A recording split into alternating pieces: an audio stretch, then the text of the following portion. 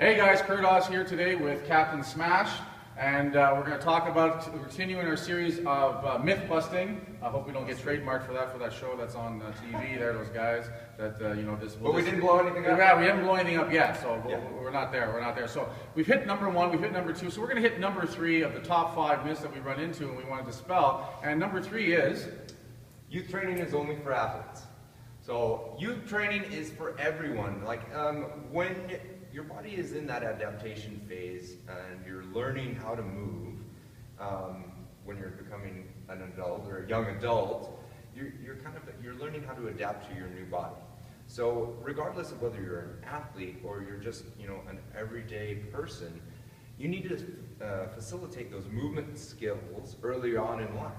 Otherwise, you end up trying to, you're 30 years old, you haven't moved any heavy weight, you haven't learned how to lunge, you haven't learned how to squat, you've never done a push-up. You're trying to teach an old dog new tricks, basically. If you train your body only to sit and veg on the couch or play on the computer, that's all your body's going to be adapted to. be awesome at it. Yeah, it's going to be really awesome at it. It's going to be overweight, you're going to have a lot of chronic health problems, diabetes, CHD, all sorts of things are going to happen. And then finally, when the light bulb goes off, it's going to be like, oh, well, maybe I should go out and exercise. Exercising is now going to become a chore because you don't know how to move. Your body doesn't even know what walking feels like, or running, or lunging. All those familiar movement patterns that we establish here by training, they're non-existent. So trying to learn those at an older stage is habit. And intimidating because you're already out of shape. Your body has no recollection of you ever being fit or ever doesn't know being what it feels in shape. like. Absolutely Doesn't know what it feels like. It's going to hurt, and they're just not going to be very productive at it. They may, they may try, they may fail several times. They'll, and this is one of the things that's leading to obesity.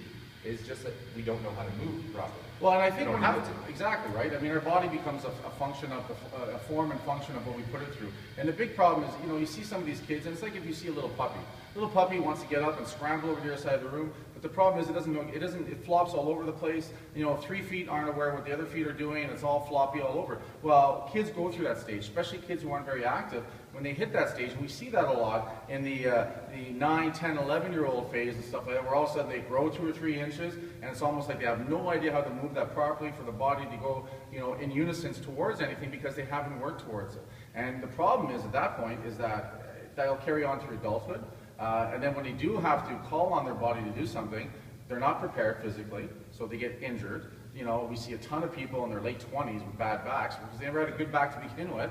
Right? We see those issues. They don't have any hip mobility. You can't move up and down properly. And again, like I said, you get really good at what you do all the time. So if it's vegging and eating crap food and doing nothing, well, how you get really good at that is you become 400 pounds and you get out of breath, getting up, down, in and out of the car and stuff like that. That's a cause of what you put your body through overall. But the biggest thing, the thing I see the most in the young guys and girls that are having these issues that don't start till later is the self-confidence, the self-esteem, how they're portrayed for the outside world. Mom and dad love their children, they protect them, and you're beautiful just the way you are. And listen, it's very important, but at the same token, when they get outside the outside world, when they get to grade 7, grade 8, grade 9, not everyone's going to love them like mom and dad do, and they're going to be standing out. They're going to feel like they're standouts. They are going to be treated like standouts. The confidence is in there, the self-esteem is in there, and then it's a downward spiral, and it takes a long time to break out of that, and some people never do. So, working hard and sweating and breathing and developing that strength and, playing like, we grew up playing tag and building forts, all that stuff's gone now.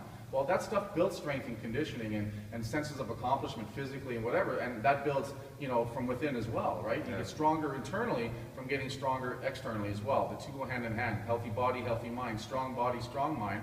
It's a real factor, and it makes a big difference. So if you want to avoid that for your children, don't worry that they're not into soccer. Don't worry that they're not into baseball. I guarantee you, most of them want to, but by the time they get to the point where they're thinking about it, they haven't done anything, and they're older now, and they're afraid to. They're afraid, what am I going to look like? I don't think I can do it. Everyone's going to look at me, right? These are real fears that have manifested from the fact that they haven't just gone out there and ran their butts off and done stuff and got all sweaty and pooped and focused on getting to the ball instead of the fact that they're tired and stuff like that, right? We need to encourage that sense of get it done. Yeah, I'm glad you brought up the self-confidence thing because when I was younger, I was a struggling athlete. Like, I sucked at a lot of sports. And I had a good basis just because I lived on the ranch and, you know, I was physically active and I was strong and capable, but I didn't have those sport essential skills that a lot of other kids seem to be gifted with. But I loved to play.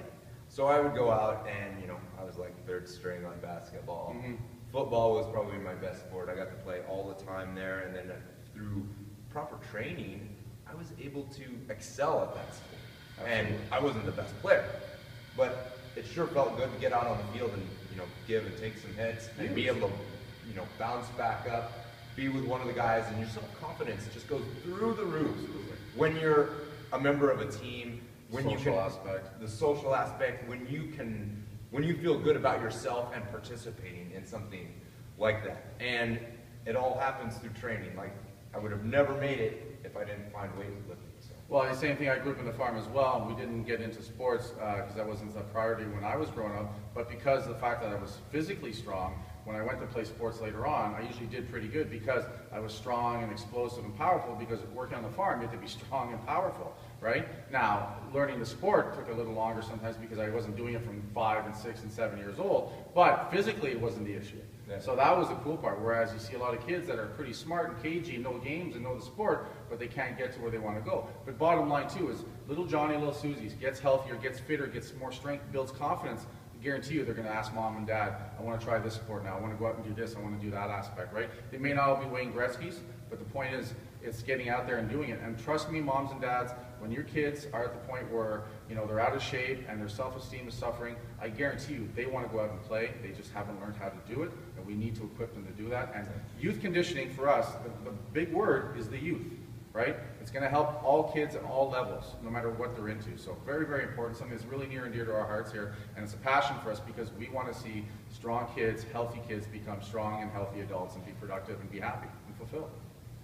I got a little emotional there. I know. It's cool, but it's true, guys. I almost said it too. Yeah, I got 2 little kids, right? So I mean, we're always kicking them in the butt, and they're here training, and you know what? I see the difference in them and how they are in social situations, in their sports, and I'll be honest, I also see how they're treated amongst their peers because they come across as strong, confident, and you know, having good self-esteem has a huge ripple effect, guys. So let's move on to the next myth, guys. Crush it. A little longer. That's all right.